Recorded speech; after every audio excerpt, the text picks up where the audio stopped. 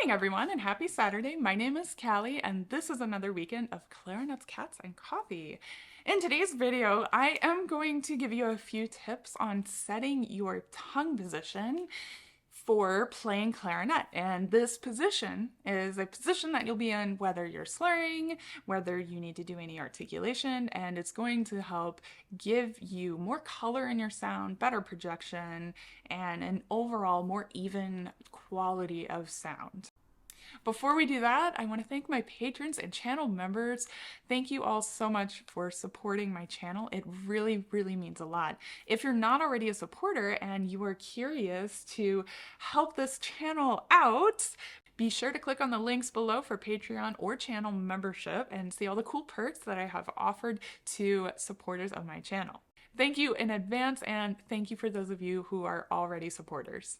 Okay, so this is going to be a quick little video, but I think it's very important. I've posted a lot of videos about tonguing and articulation, and when we talk about tongue position, sometimes it gets a little confusing, and we think that maybe tongue position is only relevant when we have to do tonguing, but it's actually important all the time when we're playing clarinet, okay? So the first thing that I have for you is to actually just try shushing. Shh, really loud. Just do that with me. Nice big breath.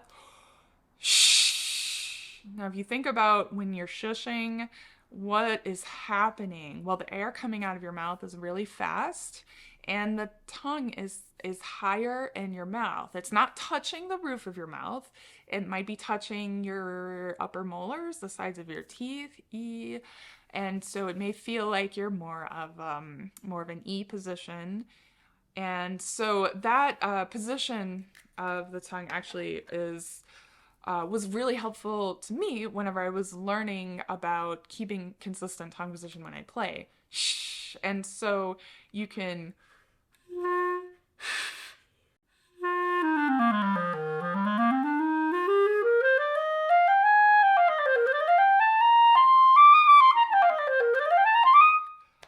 And so whooshing through, doing that shh sound into the clarinet is my first tip. The next one is actually just something you can do right before you play. So you take that shh sound and you actually just kind of like whoosh at the reed. And for whatever reason, making a really nice noisy whoosh through the instrument kind of helps me just play with better sound and tongue position and air support.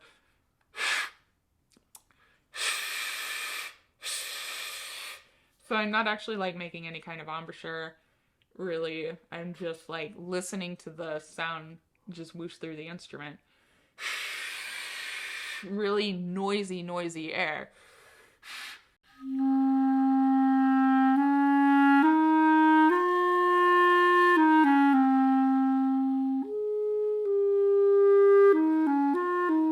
And I don't remember how the rest goes. I don't have it in front of me. Anyway. So really noisy air, and it's kind of weird how noisy air can give us better control over dynamics too.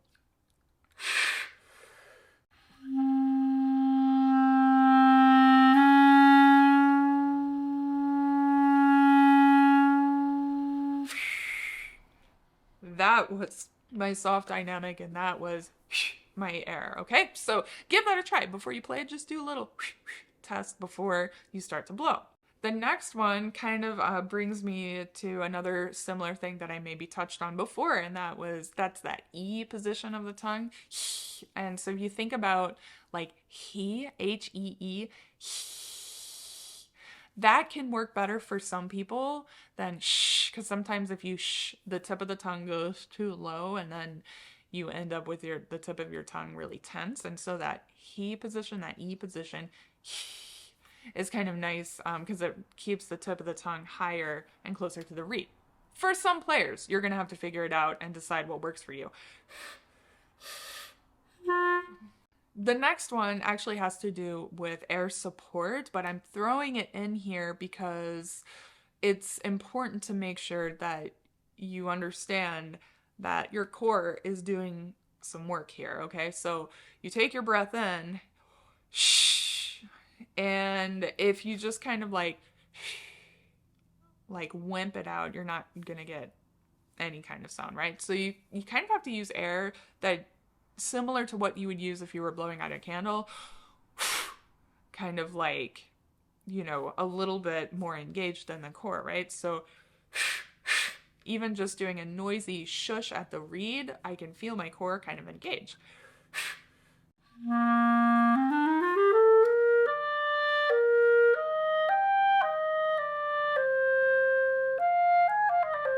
Something like that, okay? So it gives me much, much better control. So use your candle air support to get that really focused column of air going at the reed.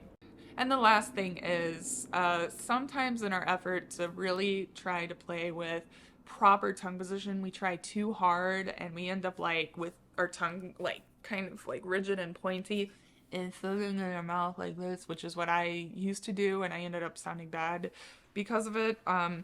So the tongue should be pretty relaxed in your mouth, but like in a higher position. And so I try to make sure that my tongue is just kind of touching the molars of my teeth.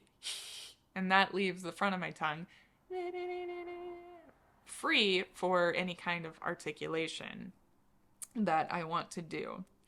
Okay, so that is how you can keep your tongue high. And one of my favorite tips is that whooshing at the reed before playing. Sometimes it just kind of helps reset.